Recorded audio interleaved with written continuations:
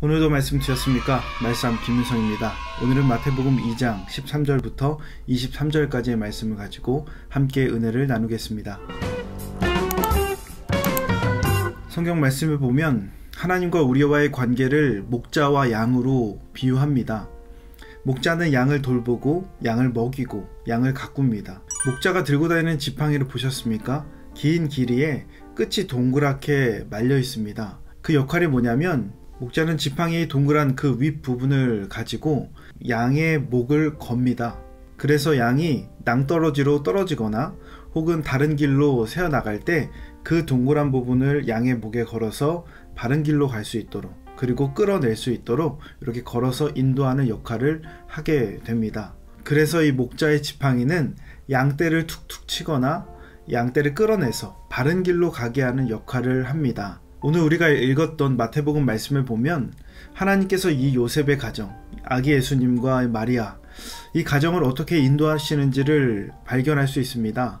베들레헴에서 애굽으로, 애굽에서 나사렛으로 이동하는 그 과정 속에 하나님의 인도하심이 어떻게 이 가정에 나타났는지를 살펴보면 하나님이 오늘 우리의 삶을 어떻게 인도하시는가, 그것을 발견할 수 있습니다. 오늘 본문 말씀을 보면 크게 두 가지의 코드로 볼 수 있습니다. 하나는 하나님의 말씀에 대한 것이고, 하나는 사건에 대한 것입니다.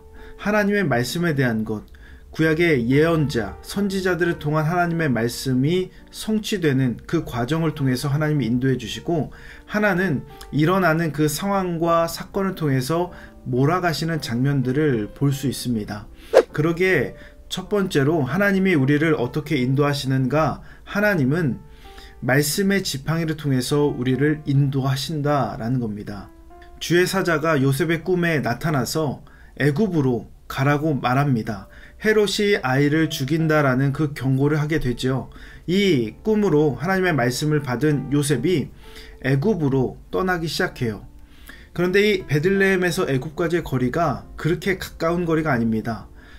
165km 정도의 거리가 있는데도 불구하고 갓 태어난 아이와 몸이 아직 성치 않은 그 마리아를 끌고 그 애굽 땅으로 내려갑니다. 마태는 호세아서 11장 1절 말씀을 인용해서 이 장면을 이렇게 해석합니다. 15절 말씀입니다. 헤롯이 죽기까지 거기 있었으니 이는 주께서 선지자를 통하여 말씀하신 바 애굽으로부터 내 아들을 불렀다 함을 이루려 하심이라. 호세아서 11장 1절 말씀을 인용한 겁니다.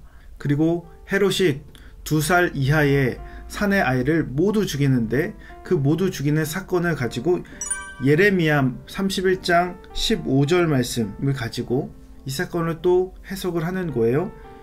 18절 말씀에 잘 기록되어 있는데, 라마에서 슬퍼하며 크게 통곡하는 소리가 들리니 라헬이 그 자식을 위하여 애곡하는 것이라.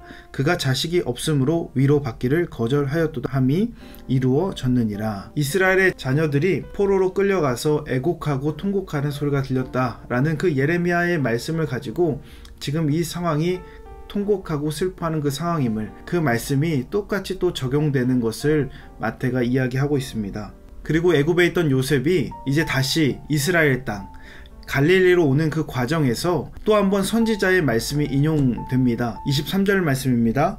나사렛이란 동네에 가서 사니 이는 선지자로 하신 말씀에 나사렛 사람이라 칭하리라 하심을 이루려 함이로라.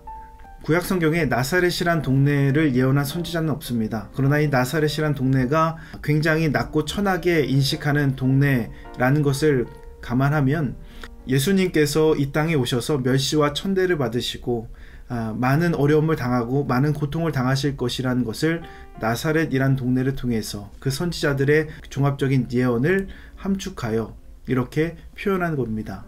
요셉의 가정이 인도함을 받는, 그리고 그 이동하는 과정 속에서 하나님의 말씀이 성취되고 이루어지는 것을 보면 하나님의 인도하심은 하나님의 말씀의 성취, 그리고 하나님의 말씀의 원리와 깊은 연관이 있다는 것을 알 수 있습니다.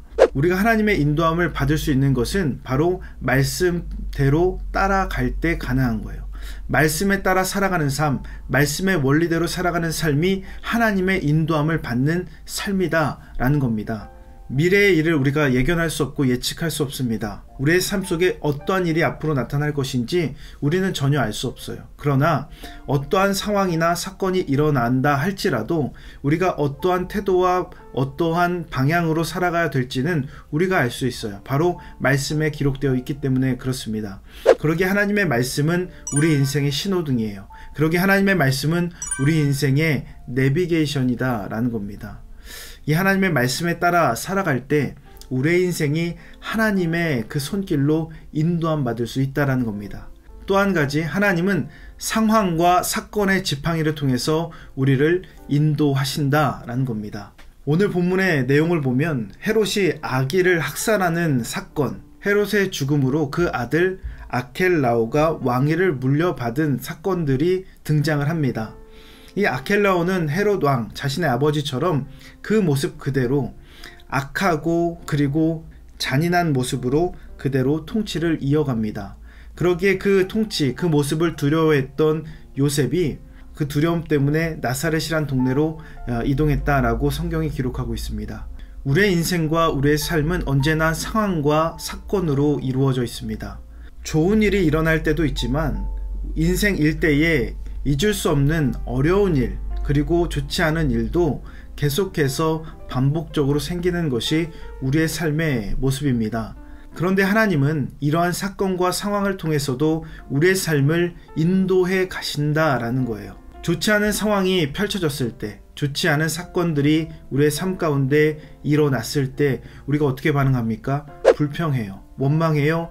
심지어 하나님의 존재에 대해서 부정하는 그런 모습을 보이기까지 합니다. 어려움의 시간들을 겪고 계십니까?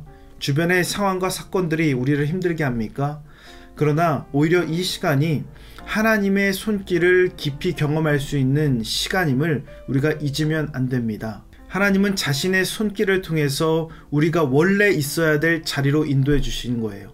하나님은 자신의 손길을 통해서 우리의 원래의 모습으로 다듬어 주시고 회복시켜 가시는 겁니다. 아플 수 있습니다. 고통스러울 수 있습니다. 무서울 수도 있고 두려울 수도 있습니다. 그러나 이 모든 상황과 사건을 통해서 하나님이 우리를 인도해 가신다라는 것을 우리가 반드시 기억해야 됩니다. 그러므로 주어진 상황 속에서 조금 어렵다고 해서 믿음을 포기하거나 조금 힘들다고 해서 믿음의 삶을 내려놓는 것이 아니라 이 상황을 통해서도 하나님은 나를 성장시켜 가시고 인도해 가신다라는 것을 믿고 지금 이때에 내가 하나님 앞에 어떠한 믿음의 반응을 할 것인가 라는 것을 찾아가는 삶의 태도가 우리의 삶 속에 있어야 된다라는 겁니다.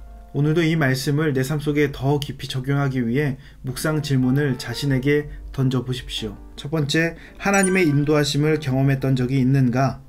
말씀의 원리대로 살지 못하는 삶의 모습이 있는가?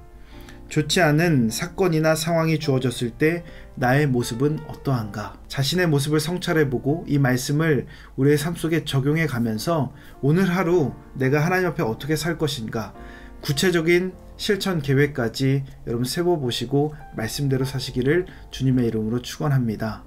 이 말씀의 내용이 도움이 되셨다면 좋아요와 구독 꼭 눌러주시고 오늘도 이 말씀이 여러분의 삶이 되기를 예수님의 이름으로 축복합니다.